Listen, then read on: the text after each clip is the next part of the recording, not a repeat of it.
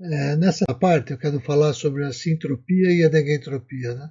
Mais especificamente sobre a origem desses conceitos. E para ilustrar a importância dessa área do conhecimento e como ela vem gradualmente estabelecendo, eu vou comentar rapidamente a sua linha do tempo até chegar no presente. Né? Então, para mim, eu abro aqui entre parênteses com a Bhagavad Gita, que obviamente não faz parte dessa linha do tempo que cita especificamente entropia e sintropia, mas que para mim representa, em termos alegóricos, né, o texto por excelência que contém aí o melhor tratamento desse tema dentro da Bhagavad Gita, que é parte do épico Mahabharata. Obviamente, aí nesse texto, o tratamento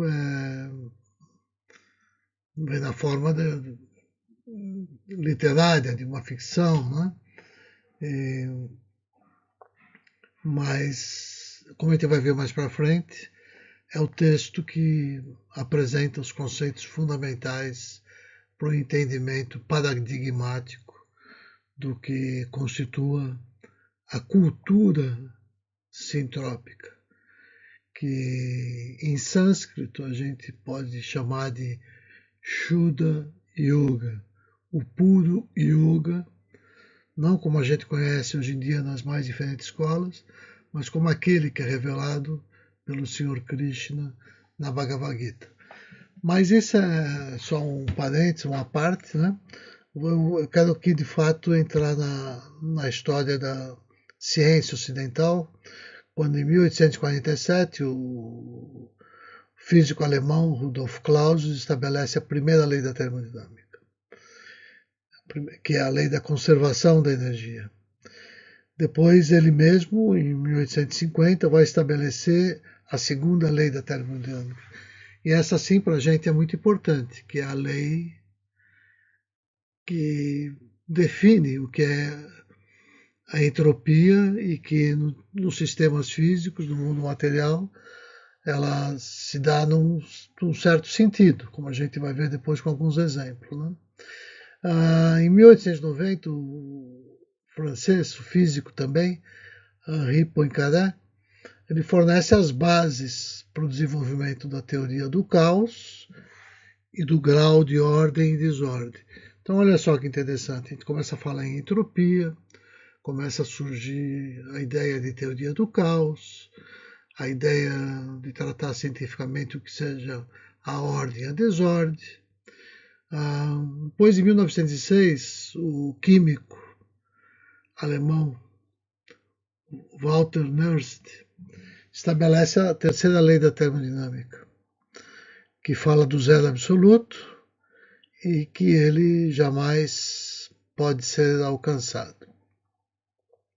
Não vou discutir agora as implicações disso com a segunda lei, mas é importante marcar que isso faz parte do desenvolvimento do conceito de entropia e sintropia. E em 1920, outra vez um físico, o russo Alexander, não sei como é que pronuncia, Gurevich, propõe o conceito de campo morfogenético. Né? Então, o que eu posso falar? Ele argumenta que o campo morfogenético é uma força não material que atua à distância, guiando a organização dos organismos vivos. Bom, duas coisas muito importantes, né?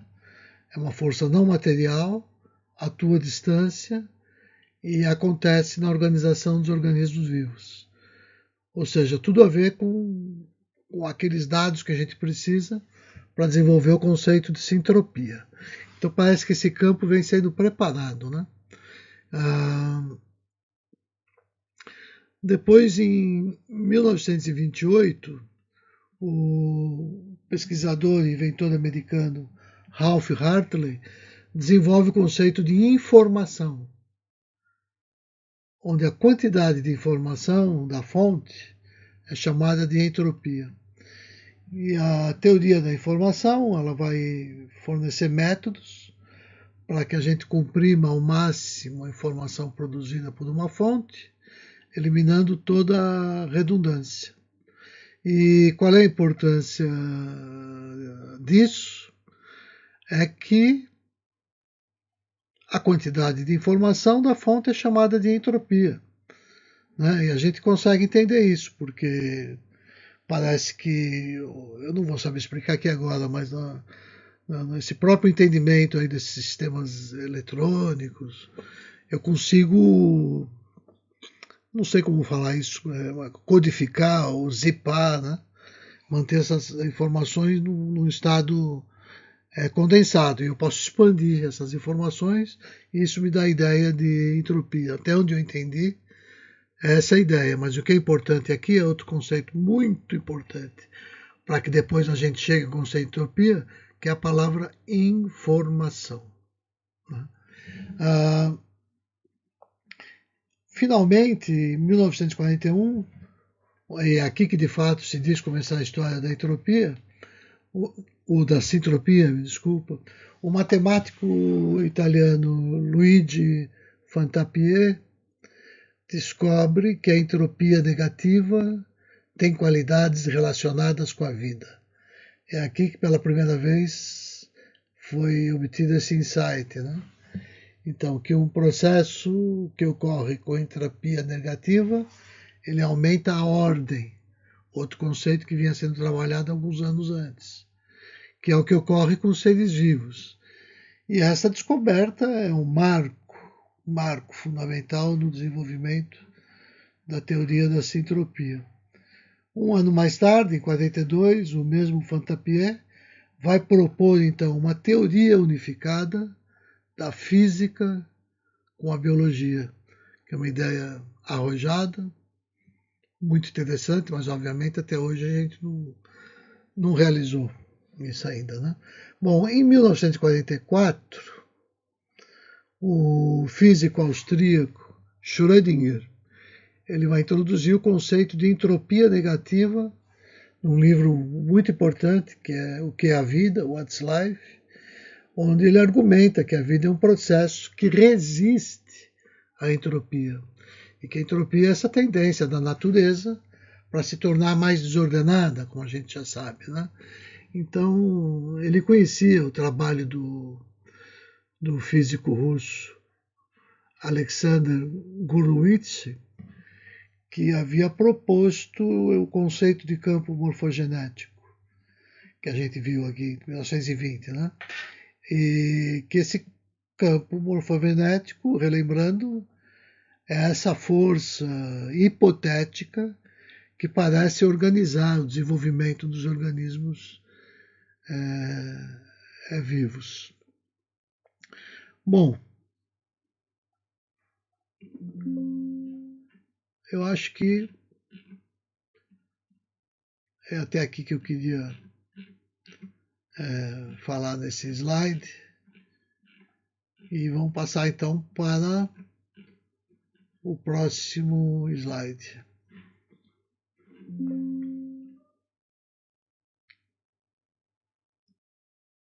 O termo sintropia, propriamente dito, ele vai ser utilizado pela primeira vez no artigo Sintropia e Entropia do Fantapié, de 1948. Depois de 1950, o bioquímico húngaro Albert Gheorghi publica o artigo A Entropia Negativa e a Vida, que aparece na revista Nature, e que fornece uma discussão mais detalhada da relação entre a entropia e a vida, né?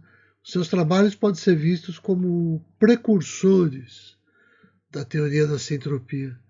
O Gheorghi recebeu o Prêmio Nobel de Medicina pela sua pesquisa científica em fisiologia muscular em 1937. Ele foi um dos primeiros cientistas a reconhecer que a vida é um processo que resiste à entropia e que é baseado na ordem, na organização e na criatividade.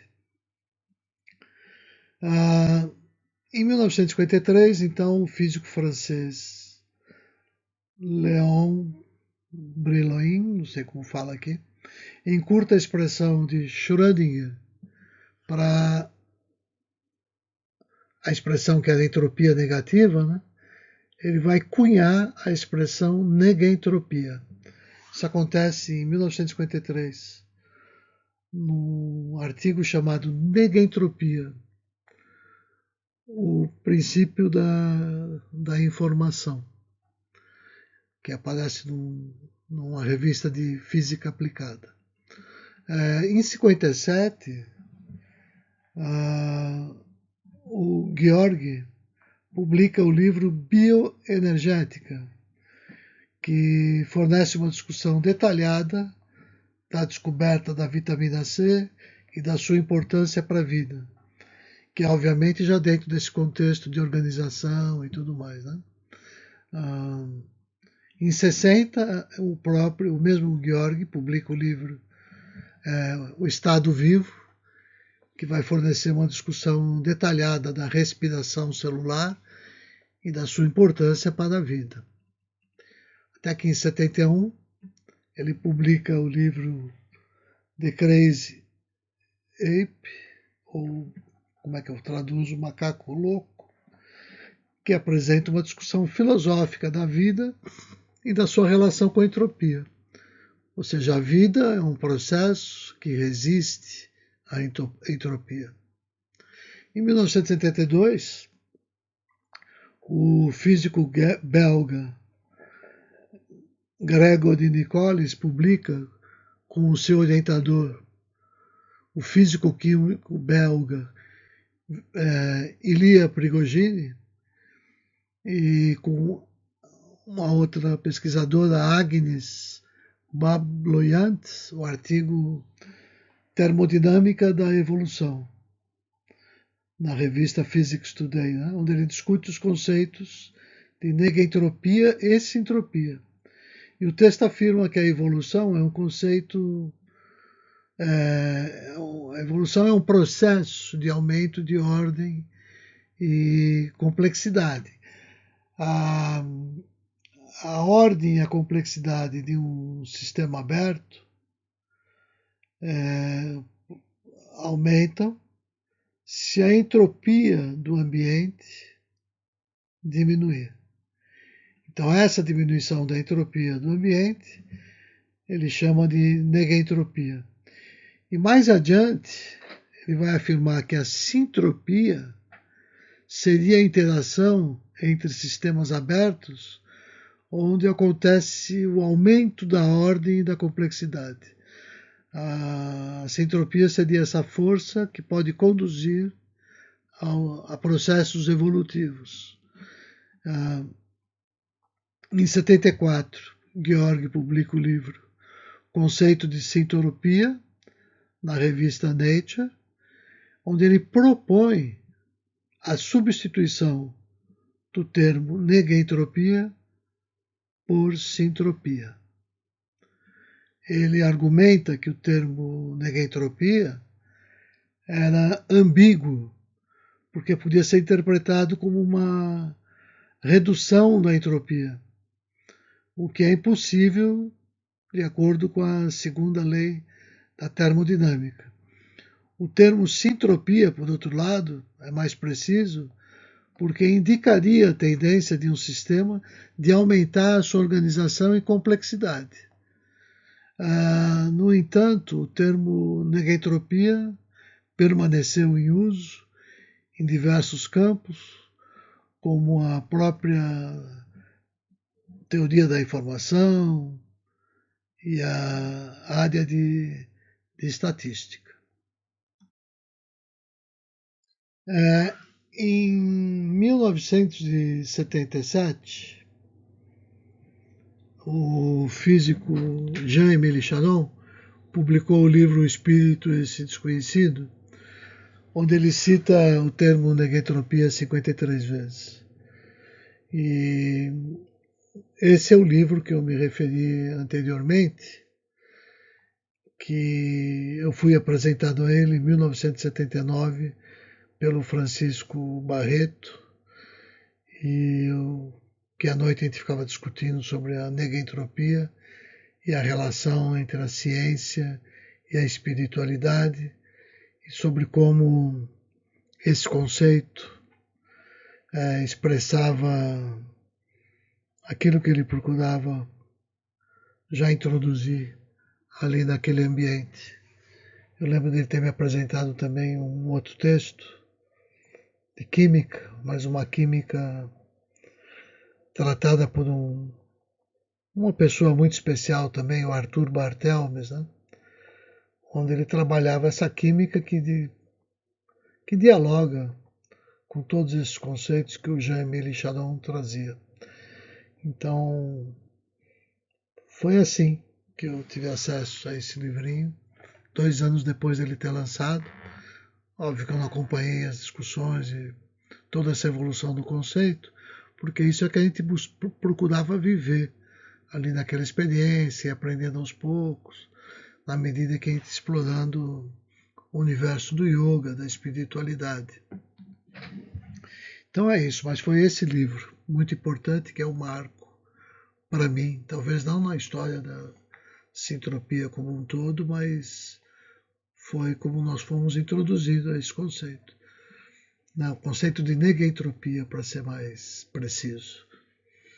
Em 77, também é publicado pelo Georg esse artigo, né, que nos convida a entender aí a matéria viva e como a gente tem que se conduzir para se aperfeiçoar nesse processo.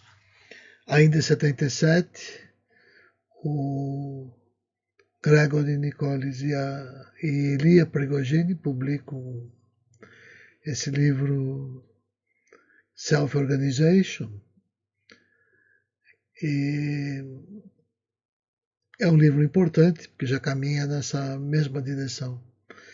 Lembrando que Prigogine ganha o Prêmio Nobel pelo seu trabalho sobre a termodinâmica de sistemas em desequilíbrio, que é exatamente o que ele está tratando nesse texto, né?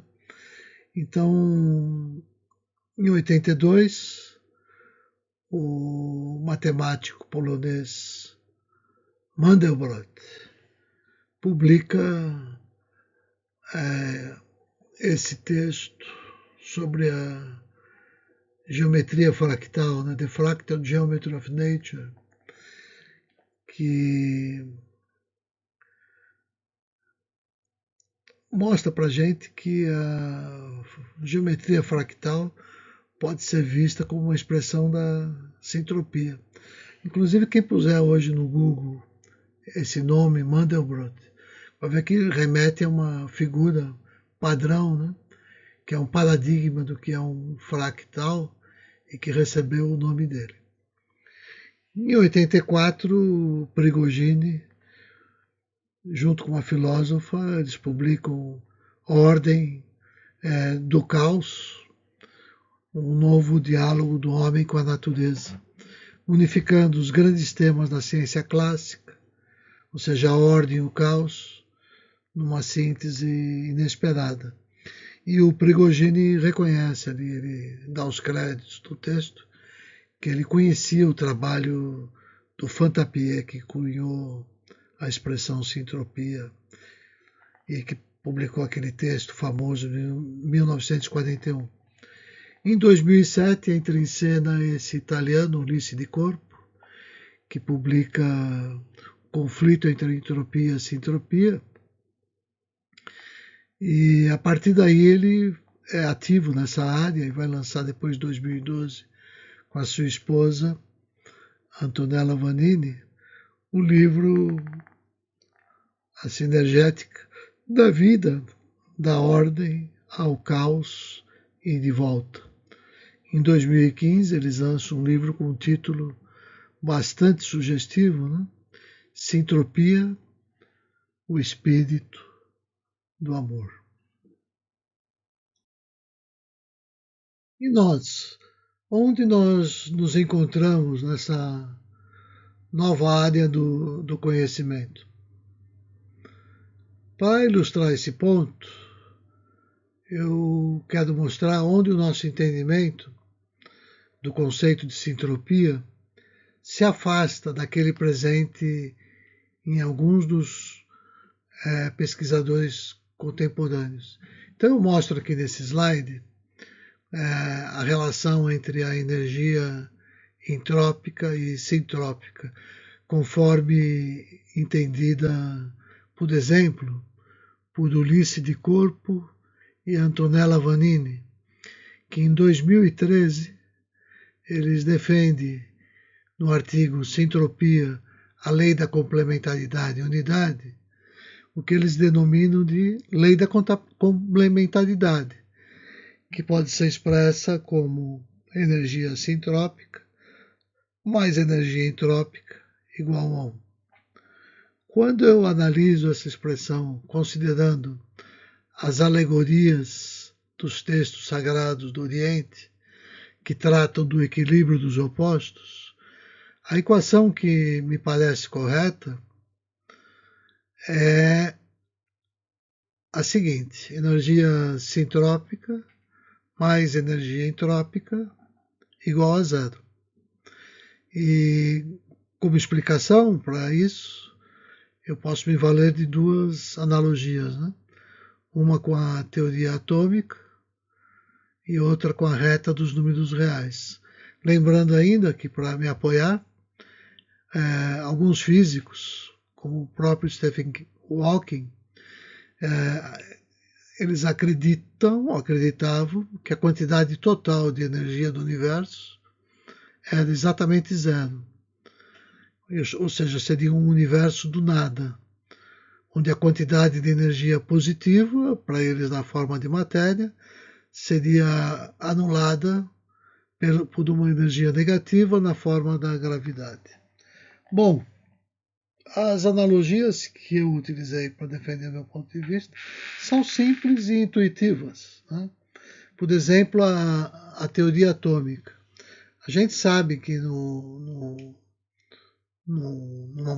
átomo, né, a gente tem carga elétrica, que é o elétron, de carga elétrica negativa na fase externa do átomo, na eletrosfera, que a gente chama, e o próton, que tem carga positiva e fica no núcleo, né? E a gente sabe que essas cargas opostas, né, e que quando eu consigo combinar essas duas partículas, elas dariam origem a um nêutron, que é uma partícula neutra, de carga 0. Então, isso mostra que a energia sintrópica e a energia entrópica, de modo similar, né, seriam forças de natureza oposta que tendem a esse equilíbrio, resultando em um sistema com energia total 0. O neutro, a não polaridade, conteria a infinita polaridade, ou seja, o 0, que simboliza o vazio não dual, aqui para nós o neutro, ele conteria o próprio infinito, que simboliza a infinitude de pares de opostos entre prótons e elétrons. E uma outra analogia, essa ainda mais evidente para nós, né? A analogia com a reta dos números reais, eu percebo que o 0 é o ponto de equilíbrio entre os números positivos e os números negativos. A partir do 0, nós construímos todos os pares de opostos que se anulam. Mais 1 e menos 1, menos 2 e mais 2, etc. Então, quando a energia sintrópica e a energia entrópica são iguais, o sistema está em equilíbrio. Se o universo está em expansão e parece infinito, Igualmente devem ser infinitas essas duas modalidades opostas e complementares de energia, que podem ser representadas pela reta, a energia sintrópica e a energia entrópica.